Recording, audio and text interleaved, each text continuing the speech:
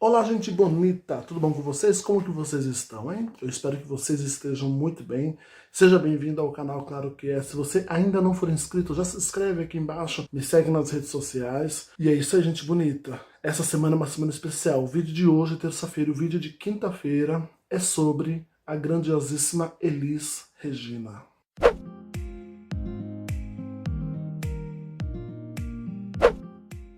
No dia 19 de janeiro de 1982, Elis Regina morria. O Brasil perdia uma das suas maiores vozes. E se a gente for considerar 2021, são 39 anos da morte de Elis Regina. E até hoje ela é lembrada. Até hoje, depois de quase 40 anos, Elis é lembrada por suas músicas imortalizadas, pelo seu pensamento à frente do seu tempo, por toda a sua ironia, seu deboche em relação à ditadura, pela sua luta por direitos, tanto das mulheres quanto dos indígenas, enfim, a sua luta contra o racismo. Elis Regina. Elis Regina nasceu no dia 17 de março de 1945 e morreu em São Paulo, tá certo? Na data que eu já falei, aos 36 anos de idade. Muito jovem, muito precoce, infelizmente. Elis ficou conhecida nacionalmente após se apresentar no Festival da Música na TV Excelsior. Isso em 1965, ela interpretou a canção Arrastão de Edu Lobo e Vinícius de Moraes. Não foi sua primeira aparição na televisão, mas foi uma aparição realmente importante e ela ganhou esse prêmio, ela ganhou essa noite. Arrastão foi considerada a melhor música daquele festival e isso impulsionou Elis Regina para sua carreira tão consolidada que foi a partir daquele momento. Tem jangada no mar,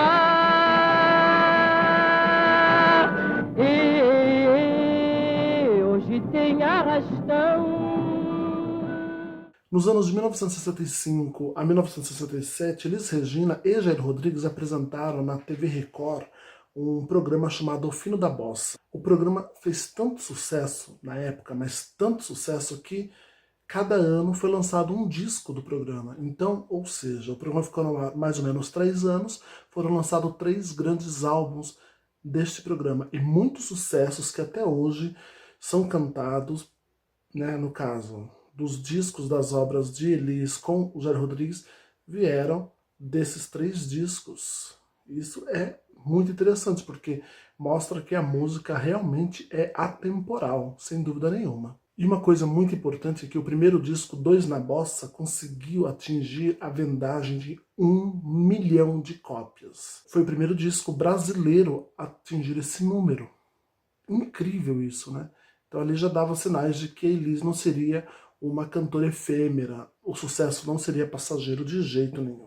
Elis Regina gravou muitos discos em sua carreira. Ela morreu com 36 anos de idade, mas, gente, ela teve uma carreira de discos incríveis. Ela chegava a lançar, às vezes, 3 discos por ano. É impressionante. Às vezes, geralmente eram 2, né? Tem algumas datas aí que são 2 lançamentos por ano. Mas, gente, isso é incrível. E olha pra você ver, em 1967, quando foi lançado o último álbum da dupla, né, da Elis e do Jair, o Dois na Bossa, quando foi lançado aquele disco, ele já tinha feito, com 22 anos de idade, já tinha gravado 10 discos, 10 álbuns. Então ela já tinha uma experiência bem notória em gravações de discos, com certeza. Eu ainda não tenho todos os discos dela, mas eu tô quase, minha coleção, tô vendo aqui, minha coleção tá aumentando, tá aumentando. Elis já havia gravado 4 álbuns antes de se mudar de vez para o Rio de Janeiro, né? Foram 4 álbuns que não foram de grande destaque na mídia, não fizeram tanto sucesso assim, né? Mas foram lançados esses 4 álbuns. Eu acho que o mais famoso que você deve conhecer é Viva Brutolândia. Bom, enfim, quando Elis resolveu vir para o Rio de Janeiro, no caso, né, arriscar realmente na carreira, ela veio com o pai dela. Só que eles vieram justamente no dia 31 de março de 1964. Ou seja, o ano em que teve a ditadura militar no Brasil. O ano que começou o regime militar. Então, muitas gravadoras já estavam mais ou menos assim, né? E agora, o que vai fazer? O que vai acontecer? Então, Elis, que veio para cá para cá não. Elis que veio para o Rio com uma promessa de discos, né, de tal, não teve essa promessa atendida naquele momento.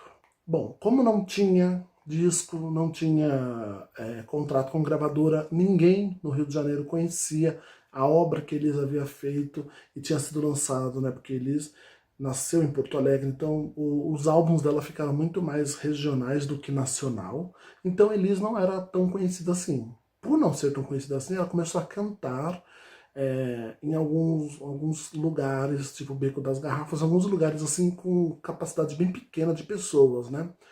E também fazia algumas participações na televisão.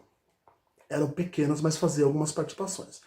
Tudo isso aconteceu até 1965, quando ela realmente foi convidada ou se inscreveu para cantar Arrastão, para interpretar Arrastão. E daí, a partir daí, realmente que o sucesso dela foi impulsionado. Né? Ela já assinou contrato com o gravador e começou a gravar disco, fazer programa de televisão. Ela chegou a ser a artista mais bem paga num determinado ano aí, foi a artista mais bem paga. Estimula-se que, por exemplo, ela poderia comprar por mês um apartamento, naquela época com o dinheiro que ela ganhava. Olha, um apartamento. Além da Elis ter interpretado Arrastão, que foi a música que ganhou o festival, ela também levou para casa o prêmio de melhor intérprete com a própria música Arrastão. Era o prêmio Berimbau de Ouro. Olha, ele já colecionando seus prêmios. Elis sempre criticou a ditadura e teve um momento da sua carreira, teve um momento ali da sua vida que ela talvez não tivesse noção da dimensão que sua opinião, que suas falas, que seus trejeitos... Rafa Kalimann, tá bom. Então ela teve um momento que eu acho que ela não tinha essa noção da intensidade de suas palavras, né? Então o que aconteceu? Ela começou a ser perseguida, né, pelos militares. Tudo isso tá aparecendo no filme, tá? Num filme que foi feito dela. Uma motoca, nunca passa. Obrigado. E quando tudo isso aconteceu, ela tinha o primeiro filho dela, e ele era muito pequeno, e ela com medo, ela foi chamada para depor, foi interrogada, enfim. E ela, tão acuada com tudo isso, né, e ela sabendo que as pessoas estavam sumindo, claro, as pessoas sabiam, né, estavam sendo presas e tudo mais, ela ficou muito acuada, e isso que fez com que ela aceitasse o convite dos militares em cantar. Eu não lembro agora se foi um festival, se foi alguma Olimpíada Militar que ia ter alguma coisa, mas ela cantou para os militares. Aquilo foi uma apunhalada para os fãs que eram totalmente contra a ditadura. Então ela passou por um período muito difícil da vida dela, profissionalmente, e essa remissão da Elis, o perdão que provavelmente o público deu a ela, aconteceu alguns poucos anos depois, quando ela realmente voltou a cantar músicas,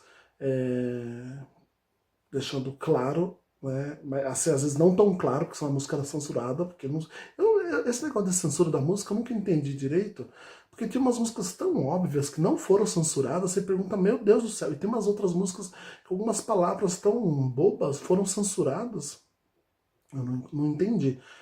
Por exemplo, Agora Tá, foi uma música da Elis que não foi censurada, mas é uma música Jesus Cristo, né? Protegei-vos e abençoai-vos. Enfim, então Elis começou a cantar essas músicas de protesto, né? E o povo realmente percebeu de que lado ela estava, que era o lado do povo e contra o militar. Na verdade, a situação que estava instaurada no Brasil naquele momento, né?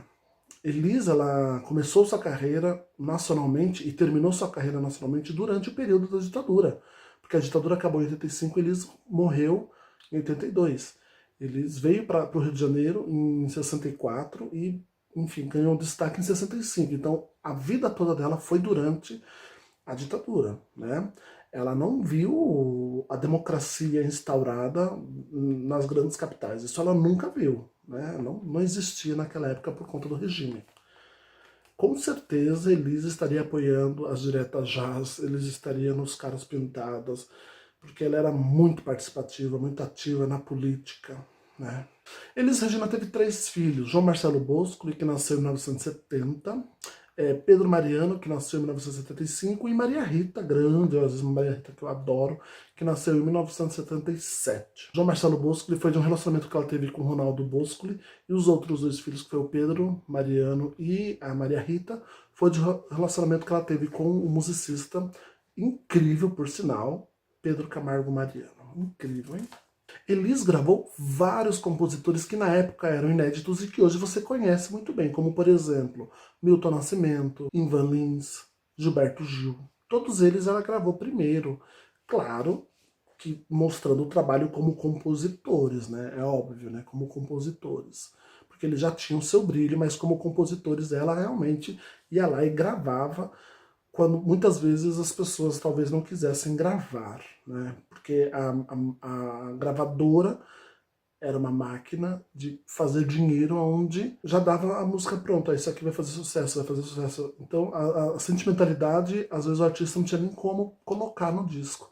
E ele sempre foi muito avessa a isso, ela sempre foi muito certa em relação aos direitos dos compositores, dos músicos. Ele sempre teve esse lado incrível. Então, o último programa, a última aparição dela na televisão foi na TV Cultura, e o Renato Teixeira, que escreveu Romaria, caso você não saiba, Elis foi uma das primeiras a gravar, que escreveu Romaria, e como compositor ele conseguiu construir uma casa praticamente com o dinheiro que ele ganhou de Romaria. Então, olha a importância do compositor, porque o compositor ele é essencial para aquela música fazer sucesso e agradar o público, porque é todo um conjunto, é claro, a música, arranjo e a voz do cantor, mas o compositor ele é a peça principal, porque talvez ele é o que dá o início a tudo. Né? Não adianta você fazer um arranjo se você não tem a música. Durante toda a sua carreira, Elis Regina lançou 26 álbuns completos, simples, 23 compactos simples. Compactos é quando vem cada lado, é o disco, né? Cada lado vem duas músicas, né? Ou uma música só, às vezes, né? Era aquele de lançamento, né? Lançamento. E 10 compactos duplos. Após sua morte foram lançados 7 álbuns inéditos, né? E mais de 20 discos de coletâneas, muito mais de 20 discos de coletânea. Elis teve aproximadamente 23 anos de carreira, né? Se você for contar desde quando ela começou lá em Porto Alegre, na rádio, né, da época, desde quando ela morreu, então mais ou menos 23 anos de carreira. E existe um número estimado de discos que ela vendeu durante esse tempo de carreira, que somam 4 milhões de discos. Eu particularmente acho que esse número é maior, né? Mas em todas as pesquisas eu não achei um número representativo maior, e eu não vou dar uma informação falsa. Então todas as informações que eu dou aqui foram pesquisadas, por mais que eu saiba muita coisa dela, foram pesquisadas. E de discos eu achei que ela vendeu só 4 milhões, o que eu acho pouco. Alguns álbuns dela foram realmente de uma vendagem incrível, então eu acho que 4 milhões foi pouco, mas Elis Regina vendeu isso.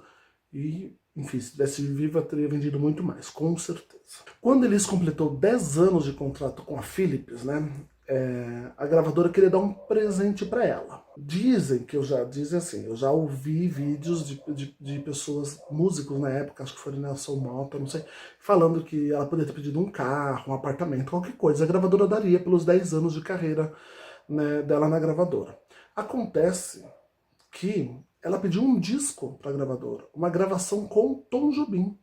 Ao invés de ela pedir um prêmio material, ela pediu um álbum. A gravadora Philips, na época, que hoje é a Universal, falou, vou te dar um presente, então tá, então eu quero um álbum gravado com Tom Jobim. E o álbum foi gravado com Tom Jobim em Nova York, Brasil. New York. E hoje em dia, esse álbum é o 11º colocado na revista Rolling Stones como o melhor álbum de todos os tempos do Brasil. Uma curiosidade interessante é que a música Me Deixas Louca, que é uma canção escrita, na verdade adaptada por Paulo Coelho, ela foi negada, ela foi ignorada por Simone, Maria Bethânia e Gal Costa, até que chegou nas mãos da Elis Regina. E por ter chegado nas mãos da Elis Regina, Elis acabou gravando essa canção e se tornou um grande sucesso, foi até tema de novela, Me Deixas Louca. Que coisa, hein? E para finalizar esse vídeo de hoje, mas você tem que ver o vídeo também de quinta-feira, tá certo? Para finalizar esse vídeo de hoje, o que acontece? Eu vou falar sobre o Falso Brilhante, né? Elis Regina ficou em cartaz por 14 meses com o espetáculo Falso Brilhante. Foram 257 apresentações e um público aproximado de 280 mil pessoas, né? Ela fez esse espetáculo sem ter um disco. Ela não tinha um disco para divulgar o show. Ela começou a fazer um espetáculo com uma temática bem circense. E a gravadora falou, faz um disco, né? Pega as músicas que você está cantando aí no espetáculo, né? E coloca num álbum. E daí que vieram os grandes sucessos como Nossos Pais, Velha Roupa Colorida, uma gravação do Chico Buarque, com acho que o Rui Guerra, se não me engano, que é Tatuagem, que é linda essa interpretação. Enfim. E eles acabou fazendo e saiu esse álbum Falso Brilhante. E se você tem esse disco, dentro dele tem os encartes, tem tem as fotos do show, do espetáculo, né? Não é um álbum ao vivo, não é um álbum do espetáculo, mas tem essas imagens. E é muito interessante, porque você vê em alguns flashes, em alguns frames, a interpretação da Elis. Que coisa maravilhosa, né? A fisionomia dela no momento que ela está fazendo alguma interpretação é incrível isso. Esse espetáculo foi bancado pela Elis e o marido dela, que era o Pedro Camargo Mariano. Eles não tiveram apoio nenhum, né, de ninguém para fazer. E eles queriam fazer aquele espetáculo. Então o investimento inicial foram de 560 milhões de cruzeiros. Eu tentei estudar a conversão, ver como que é, mas eu não consegui chegar no valor. E eu não queria passar nenhuma informação errada. Então vamos manter a moeda da época, 560 milhões de cruzeiros. Aí você me pergunta, é muito dinheiro? Eu acho que é. Agora, quanto que Elise e o Pedro Camargo Mariano faturaram ao longo desses 14 meses? Eles faturaram 14 vezes mais do que eles investiram. Então eles tiraram um bom dinheiro disso. O faturamento final dessa peça foi de 8 bilhões de cruzeiros. É muito dinheiro. Esse dinheiro investido envolve o que é? O pagamento dos músicos, o figurino, porque muito figurino, muita maquiagem, é um espetáculo circense realmente. Então o investimento foi alto. Só que Elis Regina recuperou esse dinheiro somente com shows 14 vezes mais do que investiu. Não estamos contando as participações em televisões, a vendagem de discos, nada disso, somente com o espetáculo dela. E com isso eu encerro o vídeo de hoje. Eu sou muito fã de Elis Regina, então eu precisava gravar esse vídeo, não tem nenhum vídeo gravado dela no meu canal, então eu achei melhor fazer esse vídeo. E justamente quando eu estava pensando, caiu a data 19 de janeiro, na terça-feira, que é o dia que eu posto o vídeo, então terça e quinta vai ser o vídeo de Elis Regina. Espero que você tenha gostado. Se inscreve no canal, deixe seu comentário aqui e me siga nas redes sociais também, tá bom? É isso, Brasil. Tchau, tchau.